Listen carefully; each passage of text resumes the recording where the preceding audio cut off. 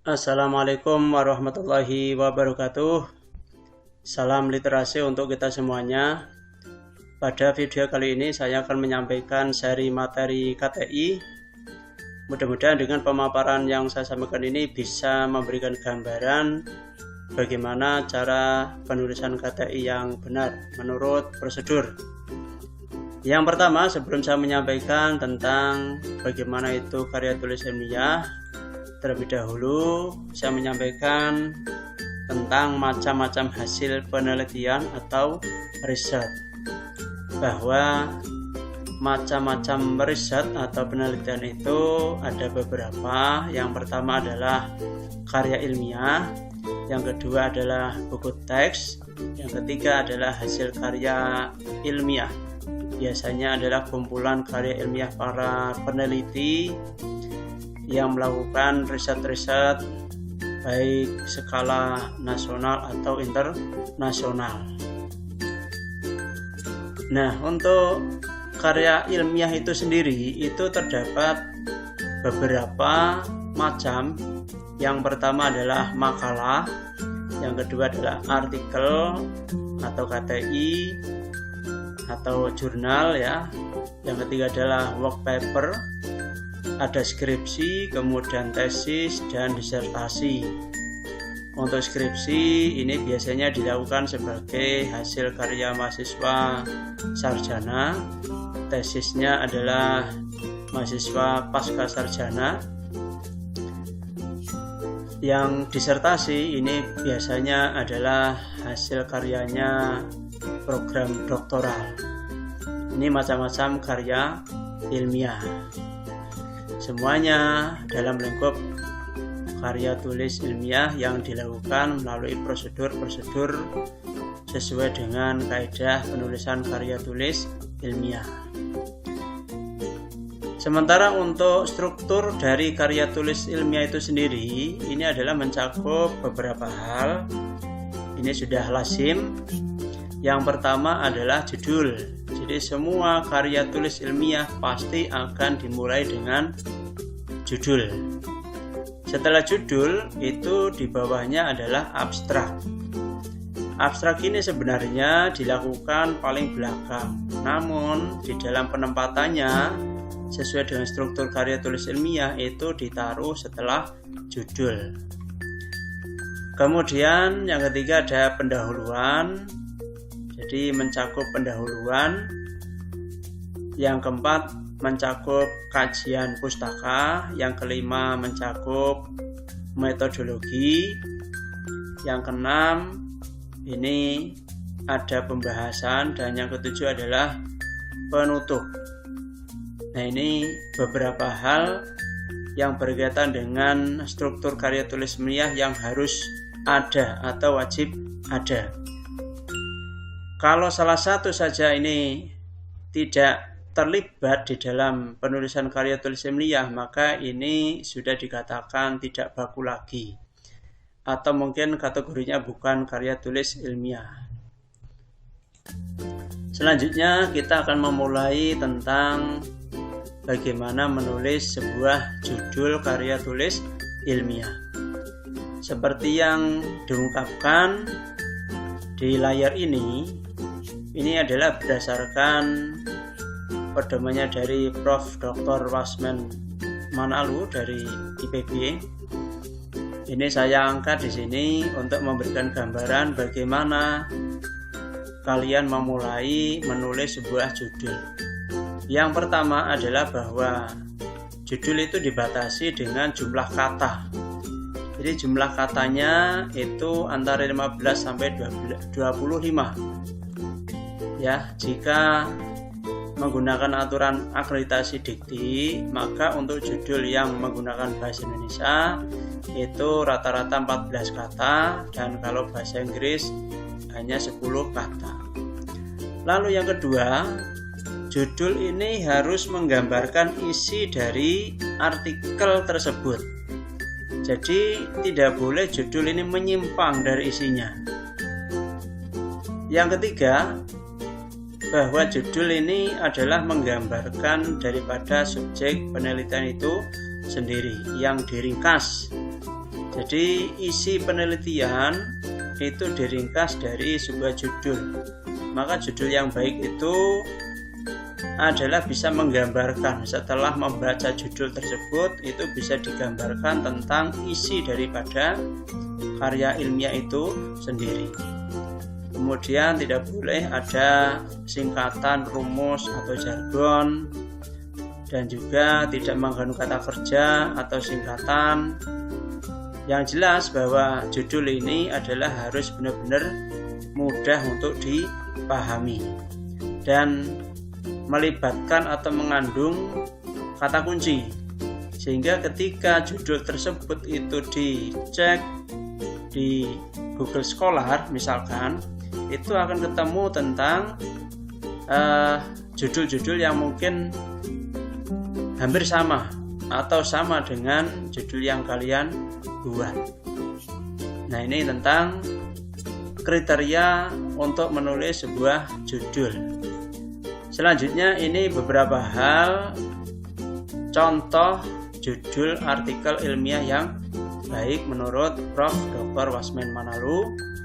Misal yang pertama adalah analisis faktor-faktor yang mempengaruhi kepuasan kerja karyawan di perusahaan X. Nah, ini di dalam judul ini bisa dilihat tentang kesederhanaan, tentang kejelasan, dan bisa menggambarkan isi daripada karya ilmiah yang nanti akan dibuat. Sehingga cukup sederhana, tidak mengandung banyak kata-kata. Karena jumlah katanya ini dibatasi antara 15 sampai 25 kata saja. Yang kedua, pengaruh dosis pemberian kalsium terhadap pertumbuhan tanaman tomat. Ini juga judulnya cukup sederhana dan bisa dipahami.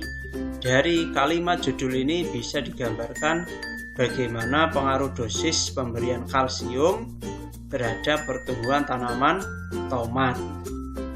Nah, ini ada juga efektivitas metode pembelajaran tim teaching dalam meningkatkan hasil belajar siswa kelas 8.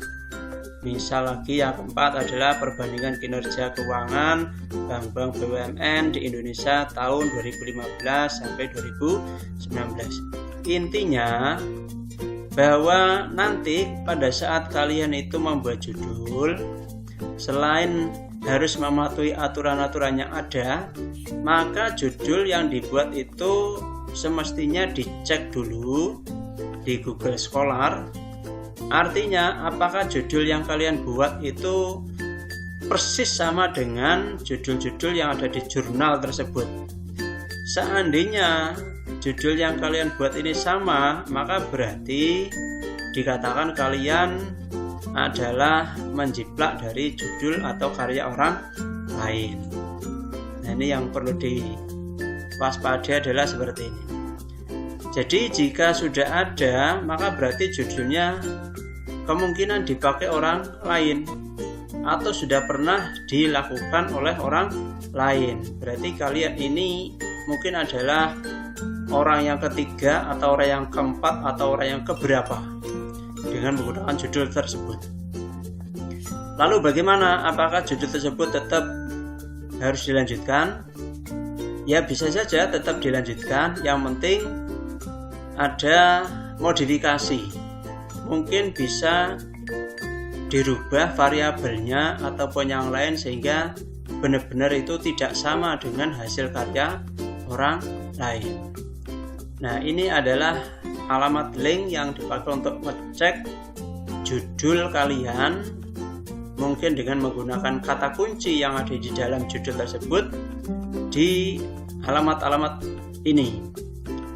Yang pertama adalah https Scholar Google. Yang kedua adalah alamat www Connected Paper, atau bisa menggunakan aplikasi pencarian jurnal. Nah, ini ada aplikasinya. Nah, ini contoh daripada Connected Paper ya. Jadi di sini ketika kalian masuk di alamat ini, maka akan muncul gambaran seperti ini Nah, ini di bagian ini adalah kalian mengetik judul ataupun kata kunci yang ada di sini, sehingga nanti akan muncul beberapa jurnal. Nanti dilihat apakah judulnya kamu itu sama persis atau tidak. Kalau sama persis, barangkali adalah kalian sendiri yang mungkin melakukan penjiplakan, karena judul tersebut pernah dilakukan oleh pendahulunya. Nah, selanjutnya ini ada Google Scholar. Ini juga bisa dipakai untuk ngecek judul yang kalian buat. Nah, ketika sudah ditulis atau sudah diketik di sini, nanti di enter saja, dicari judul-judul yang tertera. Contoh ini, misalkan saya memasukkan kata kunci limbah plastik. Nah, di kata kunci ini ternyata ketika saya cek itu ada banyak sekali judul-judul artikel ataupun jurnal yang melibatkan limbah plastik. Hanya saja mungkin variabelnya berbeda ataupun komposisinya berbeda ataupun bahan-bahannya berbeda. Tapi intinya adalah pemanfaatan limbah plastik di sini. Nah, ini dicek apakah judul kalian ini ada yang sama. Nah, ini yang harus diperhatikan. Selanjutnya kita bicara tentang abstrak. Jadi setelah tadi kita mengurai tentang bagaimana menulis judul yang benar, selanjutnya adalah kita kupas tentang abstrak. Abstrak itu apa? Abstrak ini adalah bagian-bagian yang meliputi yang pertama latar belakang, yang kedua adalah tujuan, yang ketiga adalah metode, dan yang terakhir adalah hasil atau kesimpulan. Jadi di dalam abstrak ini adalah rangkuman dari hasil karya yang kalian buat yang nanti akan ditulis di dalam abstrak tersebut, karena harus mencakup 4 bagian ini. Kalau tidak mencakup 4 bagian ini atau salah satu ini tidak ada, maka dimungkinkan ini penulisan abstraknya kurang sempurna. Ini adalah contoh abstrak yang saya ambil dari sumber tesisnya Muhammad N. Hizbullah, Muhammad Iqbal, dan seterusnya. Judulnya adalah pengolahan limbah plastik high density polyetilena dengan metode pirolisis, microwave, dan seterusnya. Ini contoh abstrak yang saya sampaikan di video ini.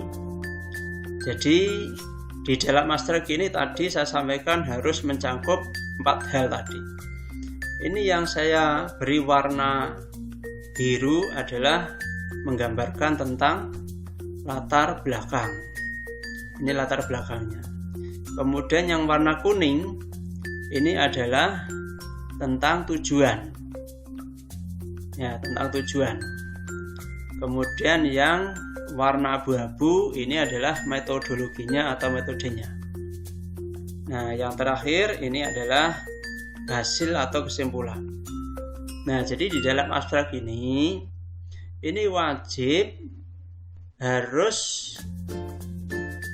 memiliki hal-hal yang seperti yang saya sampaikan di sini. Jadi ada beberapa komponen yang wajib ditulis di dalam abstrak. Saya ulangi lagi, adalah yang pertama tentang latar belakang. Jadi ditulis dulu latar belakangnya di sini. Misal dari data Kementerian Lingkungan Hidup Republik Indonesia pada tahun 2012 tercatat bahwa produksi plastik di Indonesia berkisar pada angka 5,4 juta ton per tahun. Ini latar belakangnya ditulis sebelum kalian nanti meneruskan sampai kepada kesimpulan. Jadi judul yang kamu buat ini memang didasarkan dari sebuah latar belakang. Kenapa judul itu harus diangkat atau harus ditulis? Lalu tujuan daripada penelitianmu itu apa? Nanti ditulis di sini.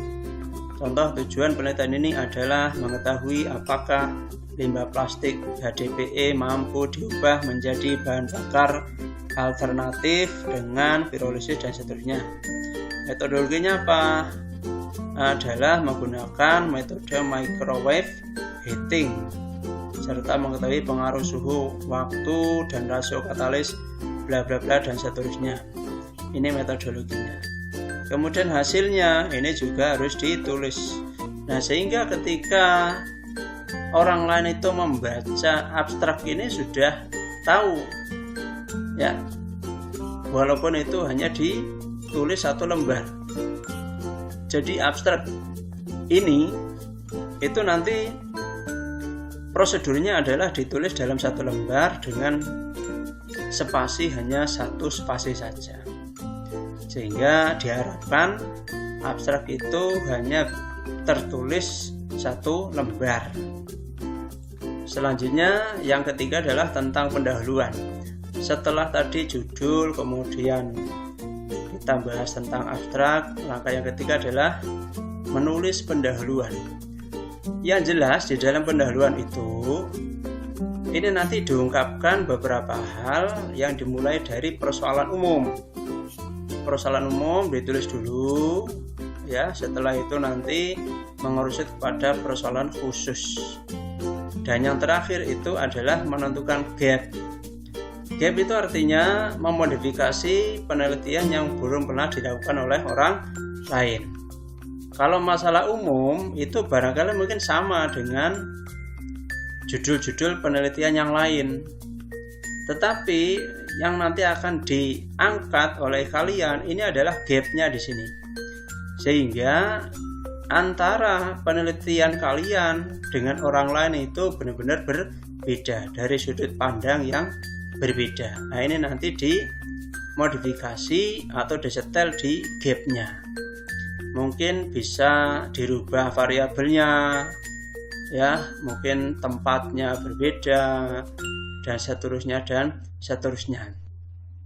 Dan hindari betul yang namanya copy paste.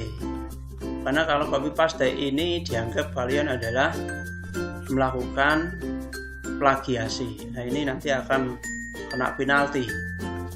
Seperti ini, ya. Nah, selanjutnya tentang kajian pustaka.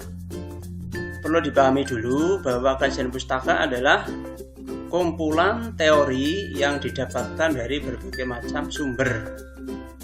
Nah, yang nantinya akan digunakan sebagai bahan rujukan. Nah, di dalam penulisan kajian pustaka ini yang perlu diperhatikan adalah teknik mengutip atau sitasi.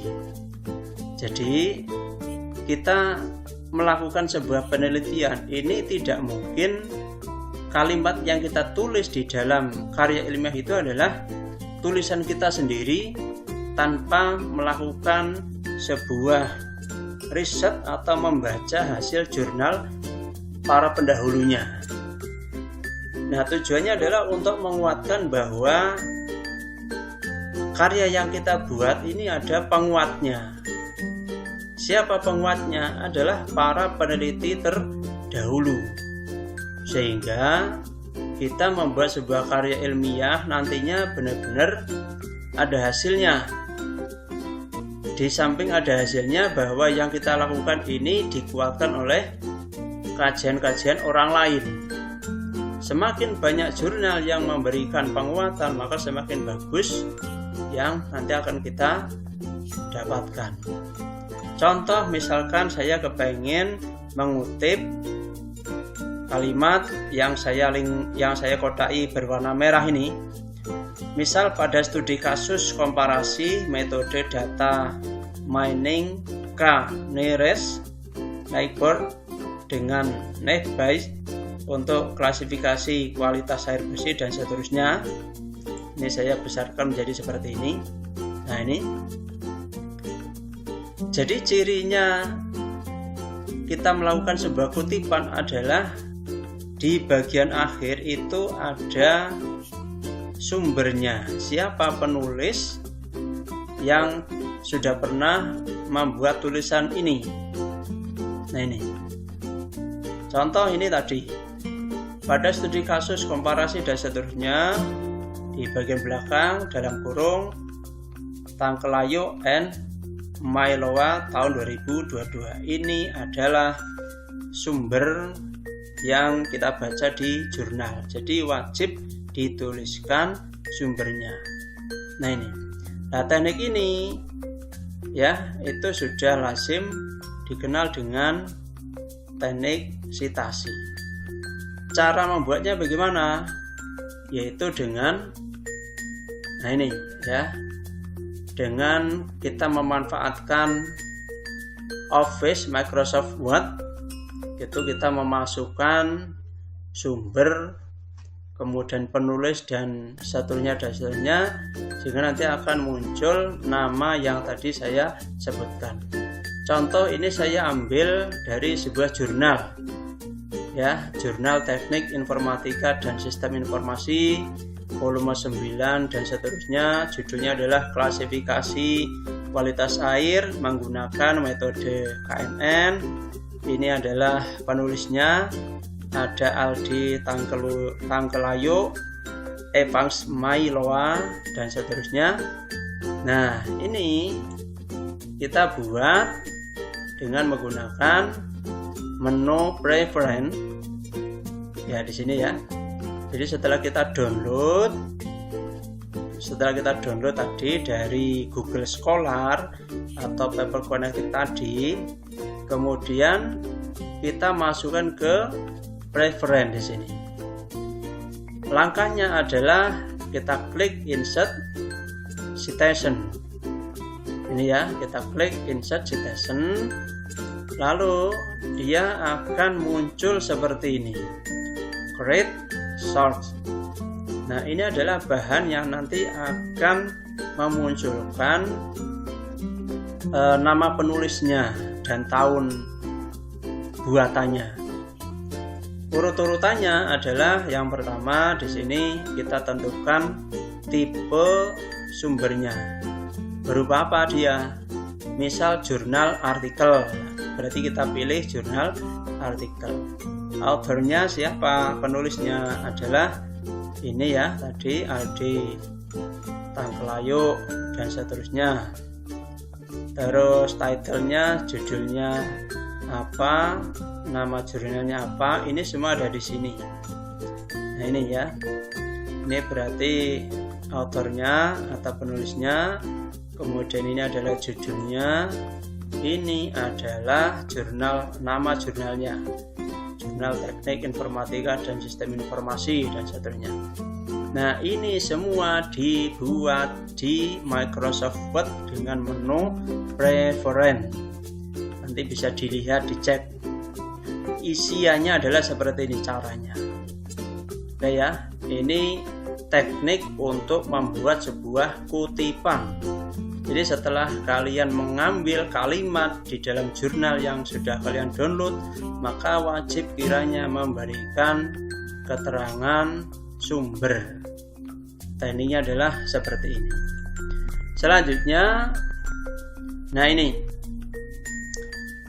setelah kalian membuat sebuah kutipan, maka di sini langsung juga bisa ditentukan memunculkan daftar pustaka. Seperti itu ya. Jadi ini setelah tadi kita melakukan insert citasi, membuat sebuah kutipan, maka otomatis ketika kalian mengklik bibliografi ini ya. Ini bibliografi ini adalah untuk menentukan daftar pustakanya, sehingga kalian tidak usah repot-repot di dalam membuat sebuah daftar pustaka.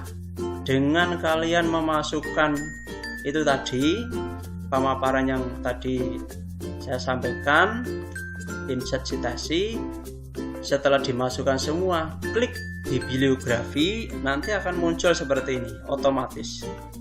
Nah ini metodenya juga sudah sesuai dengan metode penulisan daftar pustaka. Nah ini teknik ini adalah teknik yang bawaannya Microsoft Word ya, yang belum saya install Mendeley ini. Kalau yang ini, nah ini teknik sitasi dan memunculkan daftar pustaka otomatis. Setelah saya install Mendeley, ini nanti akan keterangannya muncul di sini, Open Mendeley. Ini berarti bahwa di dalam Microsoft Word ini sudah diinstal Mendeley. Caranya bagaimana? Ya sama, di sini klik Insert Citasi, ya, Insert Citasi, nanti akan muncul seperti ini. Bedanya kayak tadi. Kalau tadi itu tidak muncul seperti ini, setelah ini saya install Mendeley maka akan muncul seperti ini. Nah, di bagian blok warna biru ini nanti kalian masukkan judul artikel atau penulis di sini. Tidak usah komplit, tidak apa-apa, asal jurnal tersebut sudah di-download, maka secara otomatis ketika kita menulis inisial, misal judulnya adalah analisis bla bla bla bla, kamu tulis atau ketik huruf A, itu saja ya, dia akan muncul sendiri di situ. Nah, setelah itu baru klik OK. Nah, ini ya. Setelah klik OK, nanti di bagian kutipan atau kalimat yang kalian ambil tadi, di bagian belakang nanti akan muncul sendirinya adalah sumbernya. Misalkan Prajarini N Sayogo 2021. Nah, ini. Jadi sama seperti tadi ya. Sama seperti tadi, cuma ini bedanya setelah kita menginstal Mendeley. Kemudian teknik memunculkan daftar pustaka pun juga sama dengan mengklik Insert Bibliografi. Nah, itu. Selanjutnya saya sampaikan tentang bagaimana metodologi. Menulis metodologi itu komposisinya apa saja. Yang jelas di dalam kalian menentukan metodologi itu harus memuat 4 komponen ini. Yang pertama adalah jelas, ya, jelas, sistematis, kemudian informatif, kemudian jujur terakhir. Artinya apa? Jelas itu artinya penelitian yang kalian lakukan itu mudah dimengerti oleh orang lain. Ini jelas. Jangan sampai kalian membuat metodologi itu bagi orang lain sukar untuk memahaminya. Ini berarti metodologi yang kalian buat atau yang kalian tentukan ini mungkin menyimpang. Yang kedua, sistematis, itu artinya urut, ya, urut dari hal yang mudah ke sukar, dari kiri ke kanan, atas ke bawah, dari nomor 1 sampai nomor terakhir. Ini namanya urut. Nah, ini ya. Kemudian informatif. Informatif itu artinya menyampaikan sesuatu kepada orang lain, adalah bagaimana kalian melibatkan alat, bahan, metodenya bagaimana. Ini informatif. Jadi selain jelas juga informatif ya, sehingga orang lain ketika membaca tulisannya kalian ini benar-benar bisa paham. Dan yang tidak kalah pentingnya adalah jujur. Jadi yang kalian tempelkan di sini atau yang kalian libatkan di sini semuanya adalah benar-benar apa adanya, tidak ditambah, tidak dikurangi.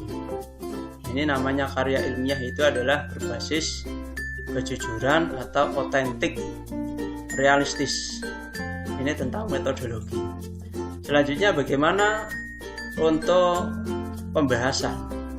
Jadi pada bagian pembahasan ini yang perlu diperhatikan adalah bukan hanya sekedar menuliskan kembali data-data hasil pengamatan.